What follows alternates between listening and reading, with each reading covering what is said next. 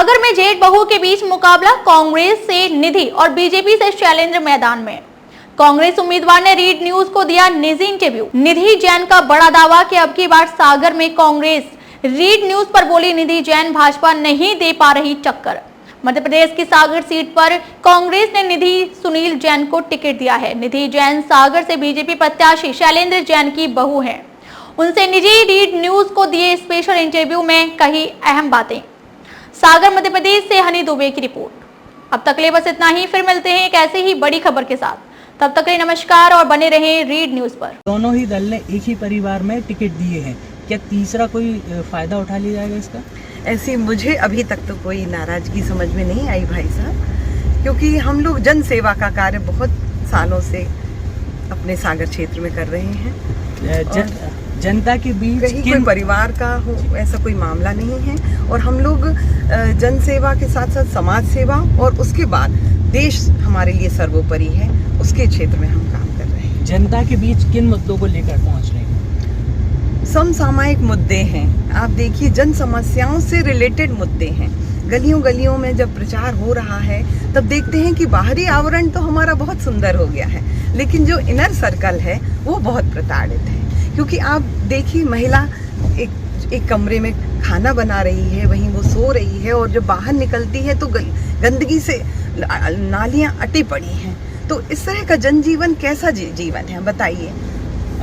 जनता निधि जैन को ही क्यों चुने? क्योंकि सबसे पहले तो मैं एक महिला हूँ, और महिला ही एक पूरे घर की धुरी तो होती ही है, एक समाज की भी धुरी होती है। इसी तरह उनमें प्रबंधन की जो क्षमता है बहुत अधिक होती है। तो मेरा एक जो विजन है, महापौर चुनाव के समय से मैंने सोच के रखा था कि सागर को एक विकासशील सागर बनाना है। जो हमारे देवतुल्य जनता यहाँ पर हम पर विश्वास करती है, हम उसका सपना साकार करने के लिए प्रतिबद्ध हैं। इस चुनाव के बाद क्या ढोलक बड़ी परिवार टूट जाएगा?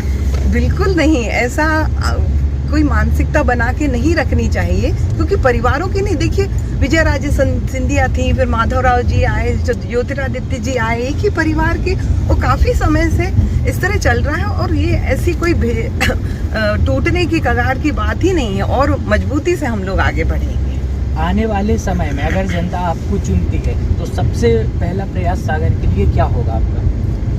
सागर की महिलाओं में जो एक असुरक्षा की भावना आ गई है, उसको एक मुझे संबल देना है, संघर्ष करना है, महिलाओं के साथ आगे बढ़ना है। और एक मैं चाहती हूँ, मेरा बहुत समय से एक सपना है कि मैं हमेशा सोचती हूँ कि महिलाओं के लिए क्या कर सकूँ जो वो आर्थिक रूप से सबल बन सके, वो उनको किसी के आगे हाथ फैलाने की ज़रूरत ना हो। और जो बेरोजगार युवा जो बाहर पलायन कर रहा है, उसको भी मैं चाहूँगी कि वो सागर शहर में आए, उनके लिए भरपूर रोजगार मिले, भले ही चाहे छोटे छोटे से रोजगार मिले, उनको रोजगार देने का सबसे बड़ा प्रयत्न मेरा रहेगा। बुंदेलखंड अपने शौर्य के लिए जाना जाता है, साथ ही साथ अब पलायन के लिए भी काफ़ी जगह पे बुंदेलखंड जाना जाता है। काफ़ी लोग यहाँ से पलायन कर रहे हैं, क्या कारण है? ये बहुत एक गंभीर समस्या आ गई है, जो भारतीय जनता पार्टी नहीं समझ रही है कि वो क्या कर रहे हैं। वो जनता के साथ खिलवाड़ कर रहे हैं। वोट मांगने के समय तो वो नए नए प्रलोभन दे के, आश्वासन दे के जनता को फंसा लेते हैं, लेकिन उसके बाद 5 साल जनता रोती है। तो इस बार मैं आपके माध्यम से ये बताना चाहूँगी कि भोली भाली जनता कृपया भारतीय जनता पार्टी के लोभ लालच में ना पड़े, और एक मजबूत सरकार, कमलनाथ जी की सरकार जो मध्य प्रदेश में अब आने ही वाली है, पूरे मध्य प्रदेश में इसकी लहर है, और मुझे विधायक बनाकर भोपाल पहुंचाएं, और मैं सारे काम जनता के व्यवस्थित रूप से करने के लिए प्रतिबद्ध हूँ। जब आपने कहा कि कांग्रेस की सरकार प्रदेश में आ रही है, आपके चेहरे पे एक अलग ही मुस्कान थी। पूर्ण तरीके से आप आश्वस्त हैं? बिल्कुल 100% आश्वस्त हैं भाई साहब, और आने ही वाली है। और हम लोगों ने जो जनता के लिए, एक्चुअली जन सेवा की भावना जो हमारे अंदर कूट कूट कर भरी हुई है, माननीय कमलनाथ जी ने हम लोगों को जो संदेश दिया है कि पूरे मध्य प्रदेश में आप सारे हर जगह सब कॉन्स्टिट्यूएंसी में लोगों को बोला है कि जन सेवा से बड़ा कोई और सेवा नहीं हो सकती। तो हम बिल्कुल प्रतिबद्ध हैं इसके। भारतीय जनता पार्टी ने बहनों के लिए लाडली बहना योजना चलाई, इससे कहीं ना कहीं आपके कांग्रेस पार्टी के लिए कुछ असर पड़ेगा? लाडली बहनें पैसे के से ज्यादा अपना सम्मान चाहती हैं भाई साहब। उन्हें लगता है नारी को सम्मान मिले।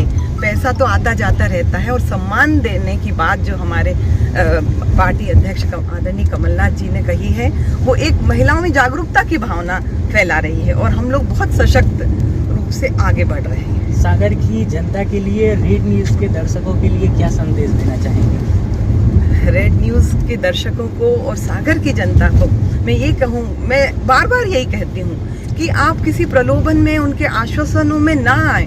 वो सिर्फ 2 महीने पहले से जो आश्वासन चल रहे हैं भारतीय जनता पार्टी के, वो सिर्फ चुनावी वादे हैं।